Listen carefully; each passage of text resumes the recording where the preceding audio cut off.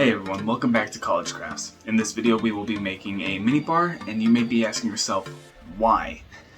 would I need another bar since I've already built a bar and a wine rack? Well, the answer to that is the fact that, as I mentioned in the previous video, I moved into a new place and this place is too small for the previous bar, so unfortunately that is going to have to wait in storage until our next move.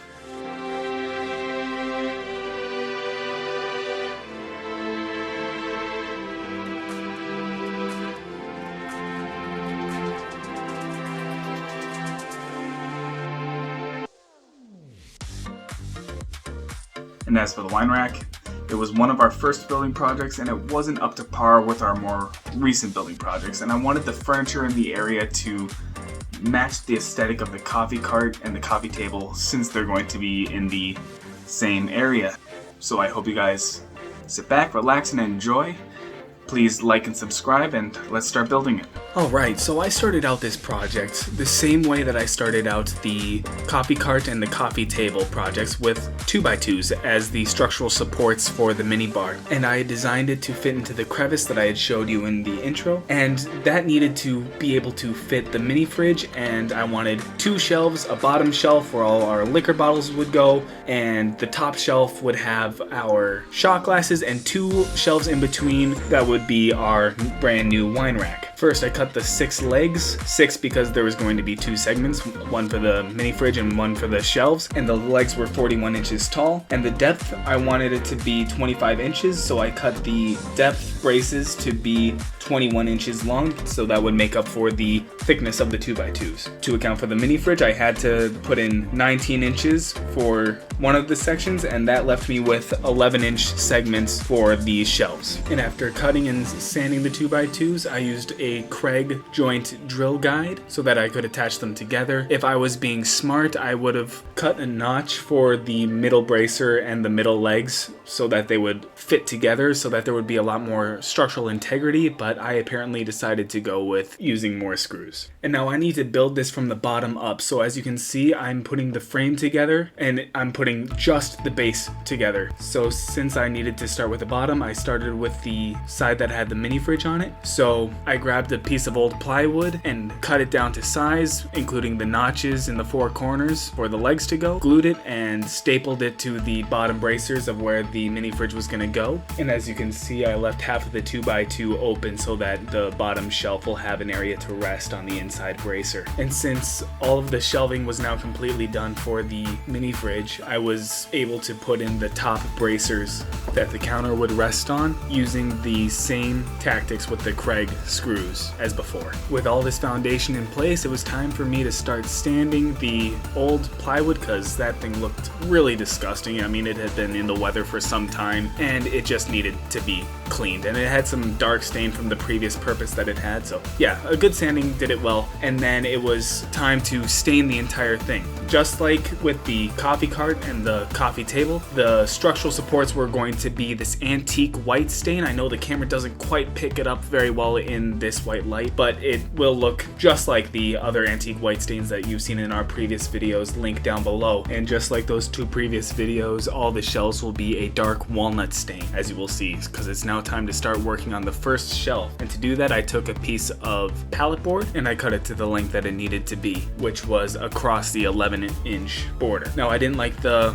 open wood look that if I had cut it flush with the other side, so I cut a little, about 3/4 inch sliver of a pallet board to be laid along the depth side of the bracer so that you wouldn't see the cut grain part of the wood. Once everything was cut to length, it was time to glue all the pieces together, and then we clamped it so that it would hold its shape, left it for a night, came back, and it was time to give it a quick sand and to stain it the dark walnut, making sure to get all of the edges so that you won't see it if there's even the slightest crack showing. Then I placed it on the bottom bracers and then using a nail gun nailed it into place, and that was the first shelf done. Next up was the wine rack, and I have to admit this was kind of a science project on my end, where I had like 3 ideas on what to do, and eventually I just decided which one was my favorite, and that was to create a wine rack where the neck of the wine bottle is held up and the body is held by 2 spindles. And with the 11-inch measurements of the front, I was able to fit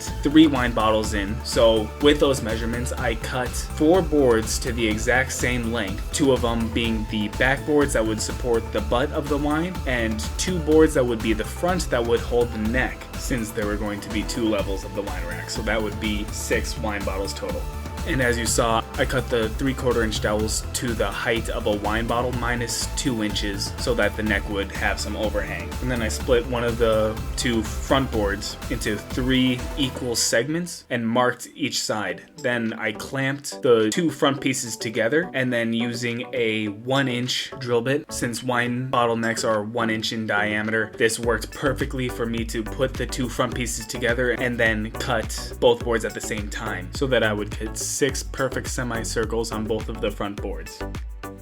Then after measuring and marking each point where a dowel will go through on the front of one of the boards, I started off by pre-drilling with a smaller bit right on the mark so that I could be centered and I wouldn't run the risk of splitting the board, and then widened it to the same diameter as the dowel. And after I got that just right, I decided to clamp all the boards together so that I could follow the pre-drilled holes that I've already drilled onto the 4 other boards. Now it was time to start installing the wine rack, and to do that I had to put a bracer on either depth side of the wine rack, and so I measured 1 foot from the bottom shelf to the bottom of the next 2x2 bracer that had already been cut, stained, and pre-drilled with the Craig guide, and then screwed the bracers into place. And then on all 4 boards I needed to cut notches on either side of them so that they could rest on the bracer, and then I sanded each piece that needed to be sanded, and after that I stained all of the parts of the wine rack to the dark walnut, and once it was dry, I started. Using some glue, I assembled the wine rack together, using some other boards to make sure that everything was flush, paying close attention to the dowels to make sure that nothing was sticking out. I then put some glue on the front boards of the wine rack, on the parts that were going to be attaching to the legs, and then using the nail gun, nailed it into place. And I didn't like the structural integrity of this, so I decided to put an 11-inch bracer right behind the backboard of the base piece of the wine rack, and then I nailed the base piece into the bracer using the nail gun. And of course I had to do this for a second time for the top part of the wine rack because there's 2 levels, and now we are capable of having 6 wine bottles. And next up is the same process that we went through for the bottom shelf, except for this time, since we don't have a piece of plywood taking up half of the 2x2, there will be 2 3/4 inch slivers on either side of the shelf to mask the look of the cut side of the wood. And of course we're going to cut all the middle boards to length, glue them together, wait a day, sand it, stain it, and nail it into place. After the shelf was done, it was time to wrap up putting all the bracing into place, which includes the 2 last depth braces and the 2 last 11-inch braces.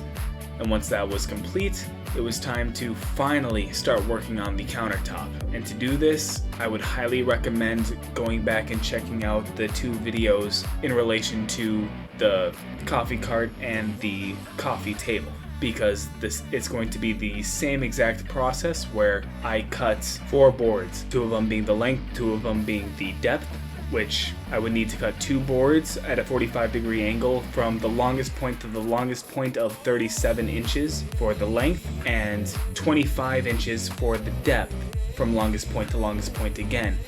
With that, I will be creating a square that I can use the Craig guide to screw together, and then I will fill in the middle with 2 1x6s and a 1x8 because I needed to use the table saw to slim it down and make it fit. And I cut the board so that they would fit within the square that I had just made. I then used the Craig guide and some Craig screws to attach the inside boards to the outside square. And once that was all put together, I sanded everything flush, making sure that there was absolutely no bumps, because there's nothing worse than trying to mix a drink and your drink falling over. So everything needed to be perfectly flat, so I took quite a bit of time making sure that everything was level, there was no bumps, no ridges, and that I had a perfectly smooth surface going up to 220 grit since I started with 80 grit to get rid of material, but I needed the 220 grit to give us a smooth surface and a surface that looks great with a stain.